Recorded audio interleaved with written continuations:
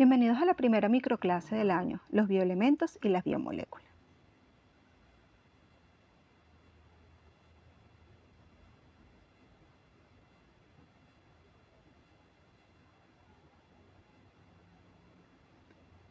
Dentro de los alcances de la biología como ciencia se encuentra el estudio de los seres vivos y dentro de este estudio se abarcan varios tópicos como lo son su clasificación, organización, constitución química, funcionamiento, capacidad reproductiva y su interacción con el medio ambiente.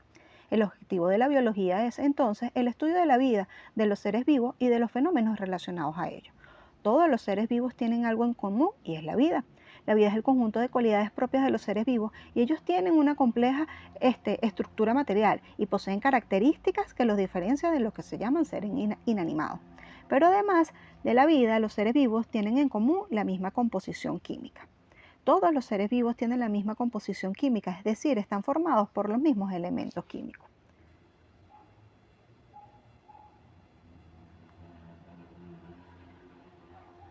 Pero, ¿qué es un elemento químico?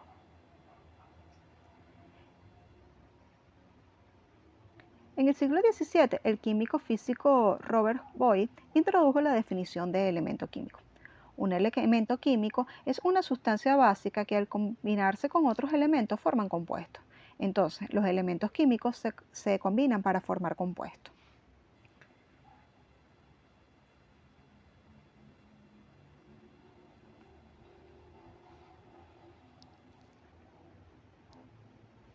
Por ejemplo, el sodio y el cloro se combinan para formar lo que es el cloruro de sodio o sal de mesa.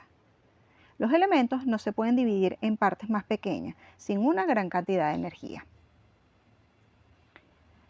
Se conocen 118 elementos químicos y estos han sido ordenados en lo que se ha denominado la tabla periódica de los elementos. Mendeleev fue un químico ruso creador de la tabla periódica de los elementos. La tabla periódica clasifica y ordena los diferentes elementos químicos que existen. Su orden viene determinado por las características y propiedades de cada uno de los elementos. Solo 25 elementos son con los que componen a los seres vivos. Estos se denominan bioelementos o elementos biogénicos, aquellos elementos químicos que forman las moléculas que constituyen los organismos. Según su abundancia, los bioelementos se pueden agrupar en tres categorías, que son los primarios, los secundarios y los oligoelementos. Hablemos primero de lo que son los bioelementos primarios. Estos constituyen cerca del 95% de la masa total de los organismos. Son 6: el carbono, el hidrógeno, el oxígeno, el nitrógeno, el fósforo y el azufre. Los bioelementos secundarios alcanzan apenas el 4,5% de la masa total de los organismos. Los más importantes son el sodio, el potasio, el calcio, el magnesio y el cloro. Si hablamos de los oligoelementos, son bioelementos presentes en pequeñas cantidades de los seres vivos y tanto su ausencia como su exceso pueden ser perjudiciales para el organismo. Estos se encuentran en mínimas cantidades porque cumplen funciones catalizadoras y no estructurales, como los primarios y los secundarios. Es decir, ellos cumplen funciones dentro de las reacciones químicas que se dan dentro del metabolismo de los organismos. Tienen la capacidad de alterar la velocidad de las reacciones químicas, aumentándola o disminuyéndola. En este caso están el hierro, el zinc, el cobalto, el magnesio, el cobre, el yodo y otros como el flúor, selenio, el vanadio y el estaño. Ahora bien, pero ¿cuál es la importancia de que estos elementos químicos estén dentro de los organismos vivos? Los bioelementos presentan una importante actividad en cada evento biológico que realiza la célula y por tanto todo el organismo. Una concentración adecuada de ellos permite que los organismos vivos se desarrollen normalmente y por el contrario, una disminución o exceso causaría desórdenes fisiológicos que llevarían inclusive a la muerte. Por lo tanto, dentro de una dieta balanceada están incluidas las concentraciones necesarias de todos estos alimentos. Entonces, todos estos elementos químicos se encuentran en diferentes proporciones dentro de nuestro cuerpo y cumplen funciones diferentes, tanto estructurales como funcionales, como funciones regulatorias.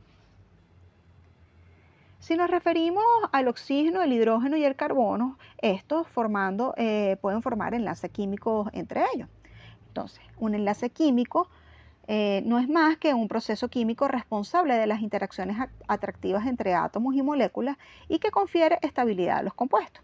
Así, si observamos dos procesos importantes dentro de la vida de los seres vivos, como lo son la fotosíntesis y la respiración, dentro de él están implicadas varias moléculas como lo son el oxígeno molecular, que es la unión de dos átomos de oxígeno, que en sí es el oxígeno que respiramos, el dióxido de carbono, que es la unión de un carbono con dos átomos de oxígeno.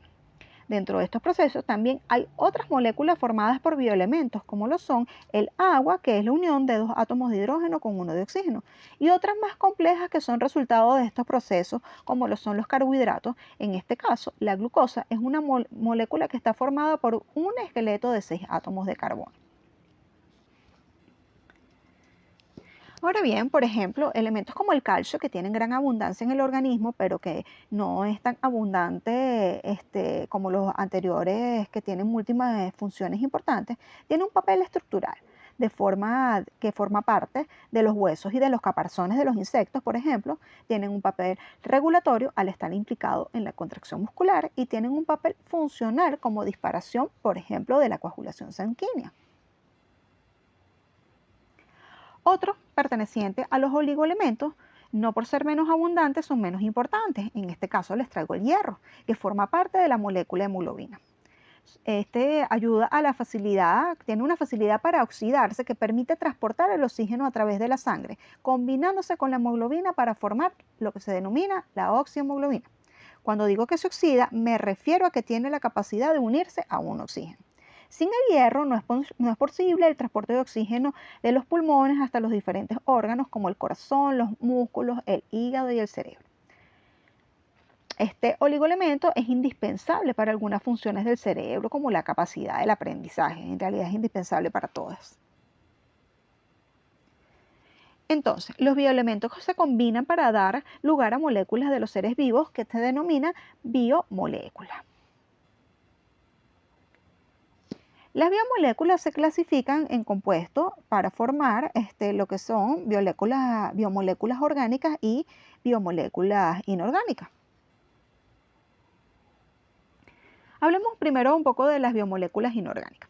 El agua es una molécula inorgánica que es la más abundante dentro de todos los seres vivos. Su papel fundamental es dar volumen, informar a las células y por ende a los órganos y a los tejidos.